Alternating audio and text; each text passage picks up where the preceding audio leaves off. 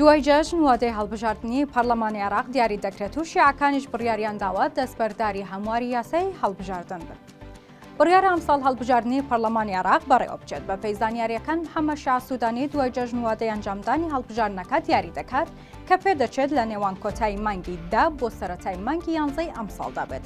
دوای کۆبوونەوەشی لەگەڵ کۆمیسیۆنی باڵای هەڵبژاردنەکانی عێراق سوودانی جەختی لە ئەنجامدانی هەڵبژاردننی لە وادەی خۆیدا کردوتەوە. لەلایەکی دیکەوە کۆمیسیۆن دەستی بە ئامادەکاریەکان کردووە و لە ئێستاوە نوێکردنەوەی تۆماری بایۆمێتری دەنگدان دەستی پێکردووە.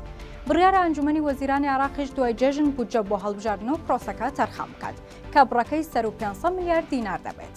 بە پێی زانیاریەکان لایەنە شیعەکان دەستبەرداری هەمواری یاسای هەڵبژاردن بوون چونکە کاتنەما و گۆڕانکاریەکانی ناوچەکەش هێندە خێرایە کە سەرجەم لایەنە عێراقیەکانی بەخۆیەوە سەرقاڵ کردووە. شیعەکان بۆم هەڵبژاردنە پێدەچێت بە چەمبەرەیەک بەشداری هەڵبژاردن بکەن کە دیارترینیان سوودانی و مالیکی و هادی عامری. بەڵام تا ئێستا هەڵوەستی موقتەدا سەدر ڕوون نییە کە دەیەوێت چی بکات و چۆن بەشداری بکات. هەرچی سونەکانیشا دابەش بوون بۆ زیاتر لە 3 بەرەکە یەکێکیان حەلبوسی و ئەوەی دیکەیان خەمیس خەنجەرە. بەرەیەکی دیکەشیان لەم بنەماڵەی نۆجەفیەکان و بەشێکی لایەنە سونەکانی دیکە پێکدەنن.